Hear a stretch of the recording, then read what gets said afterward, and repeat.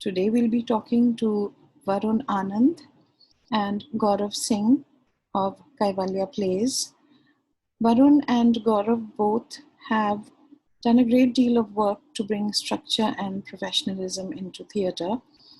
Of course, they're well known for cueless improv, which is their brand of improvisational theatre, which is extremely popular, and have also done a great deal of work in helping people with mental health to use theatre as a tool to deal with their issues.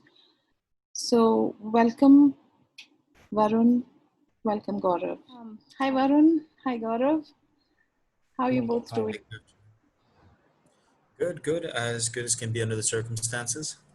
Yeah. Trying to just make do with all the internet struggle. There's always, something that's going wrong. So just trying to be in the right when things are going wrong. So yeah. Yeah. I was just thinking that it's like 3 months ago, just a little more than 3 months ago, you were 2/3 of the way through the workshop which you were doing at Akshara, and then everything just came to a complete standstill. But did it come to a standstill, or have you been doing things during these last 3 months? I mean, for us, it was difficult because, like you said, it hit us right in Mhm. at the end of a project and beginning of other projects. Yeah. Uh, but the areas we work in, especially what we do in terms of mental health, it for us the question was what could we do to reach out to our most vulnerable patrons, participants. So our thought process was never about the work has stopped, but how do we get back to work. Right. So very quickly we kind of figured out what was possible. I was lucky, I teach Spanish for the Cervantes Institute. Immediately we were back to classes within 2 days of the lockdown being announced. We only had 2 days off and we were teaching on Zoom. So we took the same approach, but first had to learn how to do some of our practice, which is great because what the internet does is that as long as you have a connection, you can go anywhere in the world now. You can speak to any practitioner anywhere. And the improv community around the world is probably the most generous just from the nature of improv itself. So I was able to take a lot of free classes at the beginning. Hmm. Gaurav did some research, he helped me find where classes were taking place. I Hmm. learned with two people. I was really shocked. The thing is also, we acted later than the rest of the world. So the rest of the world had somewhat tried a few things before we got into the mix of trying things. Hmm. So for us, it was really about seeing what we could do to help essentially people we thought were going to be isolated. Today, we are far more active than we generally are. I mean, Gaurav can tell you today we started our fellowship program for theater management, which we may not have been able to do. The fellowship has people from all over India. Gaurav, do you want to talk a bit about the fellowship? Yeah, yeah. One of the things that while when we went into this online mode that everyone's trying to move their work online, Yeah. one thing we discovered was that it does require some bit of getting used to, some bit of understanding how the tools and technology work, and Yeah. that sort of was connected to a larger objective that we'd been trying to fulfill of how do we bring some bit of management, some bit of organization, some bit of administration to let's say the workings of an amateur theater group or a theater venue or a theater festival. That is essentially where the fellowship was born. And once the world went lockdown, we were like, oh, we need some knowledge about theater management. Hmm. And now the fact that it's a remote program, we have Hmm. 5 fellows who've joined in from 5 different cities of India, who work in like these 5 different sort of theater circuits of India. And it's a great equalizer, I think. The fact that people from different um, types of backgrounds of theater, types of cities, types of spaces, they're coming together to do something. So I think what we're doing right now in terms of the fellowship and even sort of the other initiatives that Bhavan was talking about, it's about being able to connect people much quickly, much quicker, much better than perhaps hosting a residential workshop or in-person workshop or a program in Hmm. Delhi would have been. And So there are also, a lot of opportunities. Yeah. you've been Sorry, go able ahead. to get people from different parts of the country, which you may not have been able to do. Yes. So which cities or towns are your fellowship So fellow One is from town? Bhopal, one is from Bangalore, one is from Jaipur, one is from Chennai, and one is from Delhi, Okay. like us. Okay. So all of them have different levels of experience, but Mm, they all actually have very varied backgrounds in terms of one is into publishing more than theater management. okay. One is someone who works with performers much more as a stage manager. One person is a designer. One person came from the college circuit, Mm, but that would not be possible or even thought of without these restrictions. But I think that's the mentality of an improviser. An improviser knows that each game is about a restriction. You operate with a restriction in place, and the humor comes because you're constantly bumping against the restriction. mm, So for us, it was the same thing. Right now, everyone's mentality is, oh, okay, it's limited, so let's do it this way. For us, it's like, look, this is amazing. There's 5 people from different parts of the country working together. yes. So tell me now that things are, well, I can't say really that they're either easing up or that there's very much clarity, but do you have a plan for the coming year? We have a plan for the next quarter immediately because we have a lot of work. So Yeah. for the upcoming quarter, we have a lot of work in terms of looking at what we're doing in education. And people have started approaching us, companies in India have started approaching us to come to their companies and talk about safety. And when I Mm, say come to their companies, again, I'm speaking remotely, virtually. mm, So to come in and create safety practices, create safety guidelines. This was not an area we were looking to actively develop. It was something we mm, were researching and we practice ourselves. So it's amazing that schools have approached us with this. Right now, we're working with St. Mary's. We'll be doing our fourth workshop with them now, looking at mental health care for the students and mm, also training the teachers in self care. Um, so we also decided about a month ago that we would try and maintain online as some part of our practice as far into the future as possible. It mm, allows us to collaborate with international artists. Right now, we're talking with the theater group in New York to do a mm, show. We've already set up one with a group in Bombay who we've already done an improv show with. Gaurav is working on a Spanish language production for the mm, Salvadorians. We have a production that's on hold because it's received a touring grant to go all mm, over India. That's a physical production that we're figuring out how do we take it across the country. And in terms of every vertical we look at, there is some possibility for work, mm, including performance. Right now, we're collaborating with a large collection, in fact, dance works plus puppetry group mm. and different people in creating a live digital performance. So that's just this quarter. That's from here until the end of August. Yeah. Beyond that, we have productions coming up. We have practices in place. But yes, we are quite focused on trying to bring a project to fruition where we can understand what theater management looks like. And Um, just sort of to add to that, yeah. talking in terms of, even let's say, because the question touched upon, the next 1 year, sort of how do we see this work evolving? Like, let's say after these 3 months, once lockdown is not in place, there are certain restrictions. I think it's gonna be an equal partnership that, we as, let's say, a theater group would have to figure out with spaces like Akshara, with other spaces of how do we continue to sort of draw in the audiences while keeping in mind the safety procedures that the government mandates. So even like the 50-person limit right now, I mean, it can be a 50% show. It can be, I mean, the question that the art is faced is not, oh, how will art do better, but it's always, oh, art is dying, what are you doing? Like that's always been the question. And if only like in this time it's slightly more extreme, like the threat is a little real, and I'm sure that even us or even other practitioners are going to respond to it. Mm, So a large part of the work that we're doing right now, a lot of it, most of it is happening online. Some of it is most likely going to continue happening online, and then some of it we would like to bring it back to the realm of physicalness, of physical space as well. So that's also something that we're thinking about. And Gaurav is right. Even that's a project. I mean, we look at Akshara as a possible case study of, since you have so many performance venues, you have the amphitheater, you have the auditorium inside, as to what post-COVID world looks like mm. when it reopens. What are the rules? What safety can be put into place? How will it be done? All of these are opportunities to understand what the future of theater looks like. Well, since we're talking about the future, what do you think? What sort of changes would you like to see happening over the next few years to make theatre more sustainable or self-sufficient, economically viable? Like, do you have a wish list of things that you would like to see happening?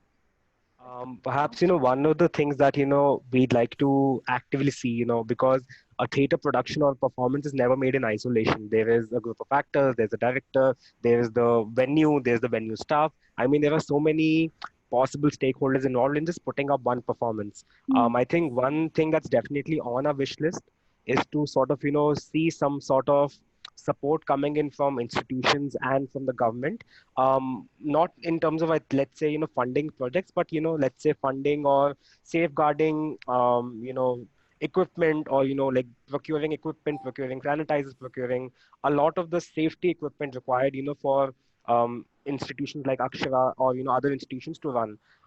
Because I think funding, everyone is always pushed for funding, but given that in the post-COVID world, we're going to have, a 50-member performance. There's going to be a sanitizer entry checkpoint at every 20 steps. Yeah.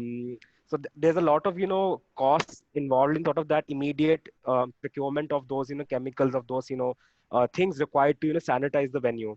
So I Yeah. think that's something, definitely that's a wish list, because, if that were to lie on the, if the group has to take care of that, then it already adds to a lot of, financial stress that they may be going through. Mm. And the second item that I would think, we should have on the wish list is that, how can, we as like these equal stakeholders in this partnership sort of, work together to innovate theater formats. In Europe, a lot of theaters are turning to a drive-in model, that, they'll have, people driving in to see performances, or, have, or, maybe take out 50% of their seats, so, the people are positioned differently. So I Mm. think one wish list that, definitely we see is that, can different people of the theater making community and the different roles and responsibilities they have, can they come together to come up with some semblance of, solutions, or some manual, or some checklist that, as a community we can be okay with, not as, this is what I feel, this is what I feel, something like that. So yeah. Yeah, we are looking at unifying what practice looks like in terms of at least safety. But yeah, in terms of a wish list, I think, see, Gaurav is going to be pursuing his studies, hopefully, in the UK. Mhm. Once this lifts up, he'll be traveling and studying theater. Okay. He'll be getting a master's. And one of the things we hope he'll be able to bring back whenever he decides to come back is looking at how standardized practices are. Right now, it wasn't a dream for us to take a venue, not immediately, not in the next year or 2 years. That is something we want to have. But we also know how incredibly difficult that is. Because running a venue as a theater, uh, which needs incredible amounts of support. Yeah.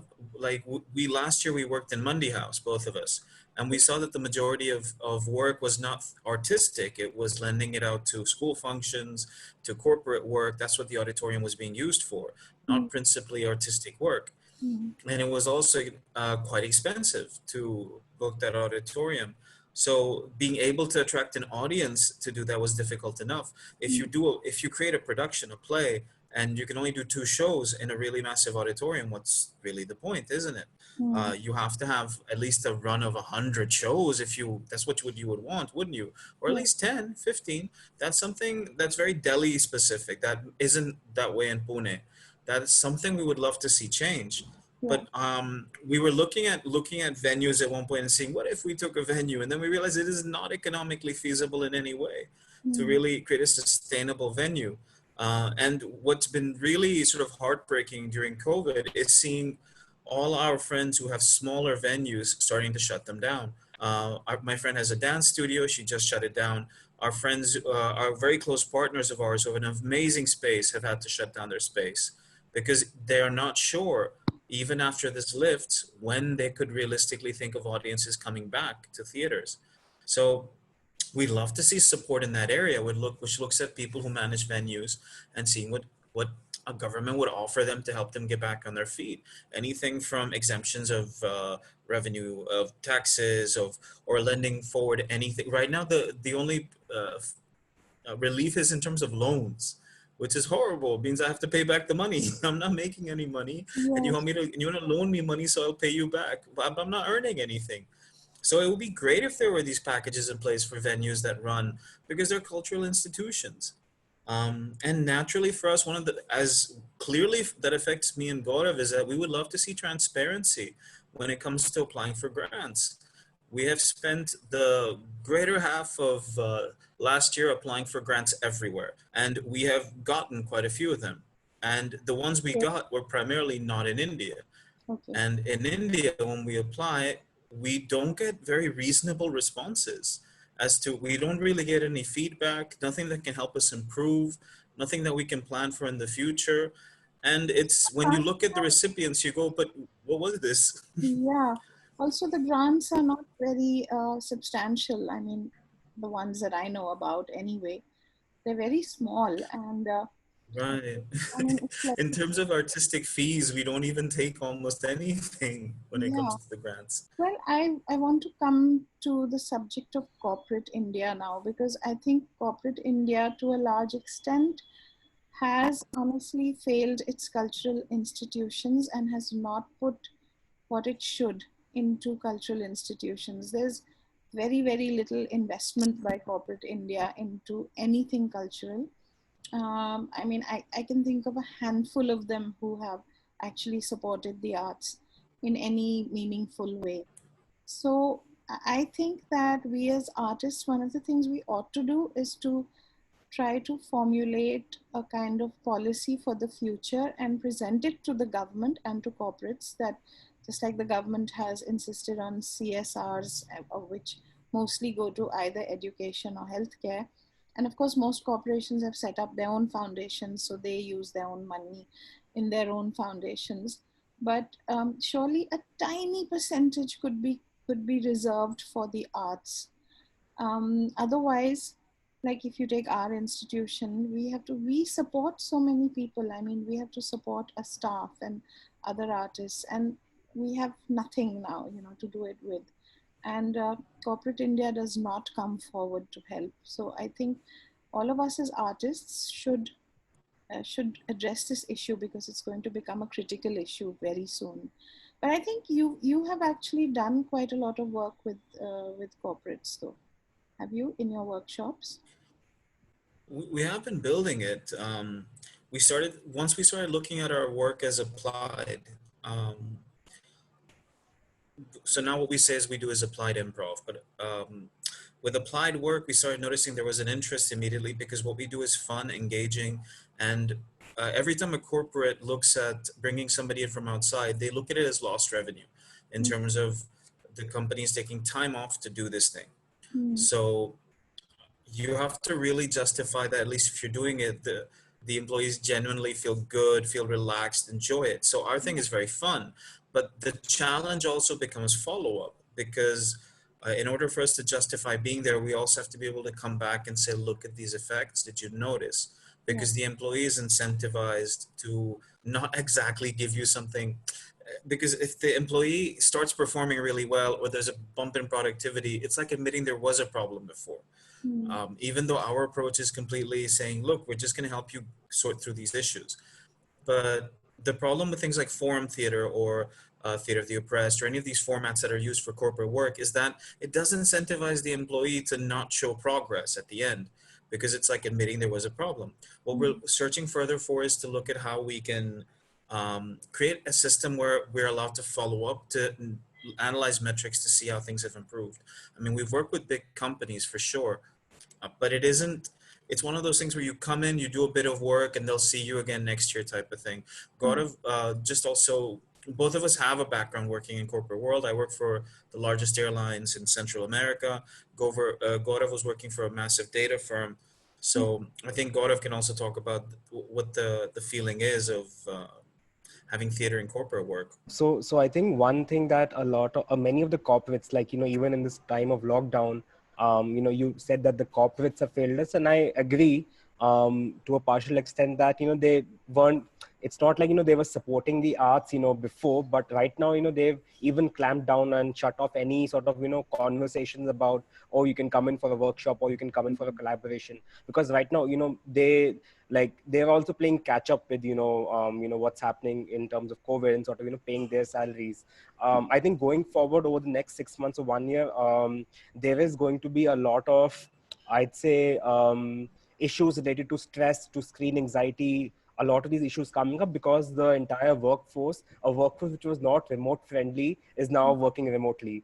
And Yeah. there are going to be a lot of these issues that I think the arts, expressive arts, improv, there are a variety of ways, sort of you can approach to have this conversation.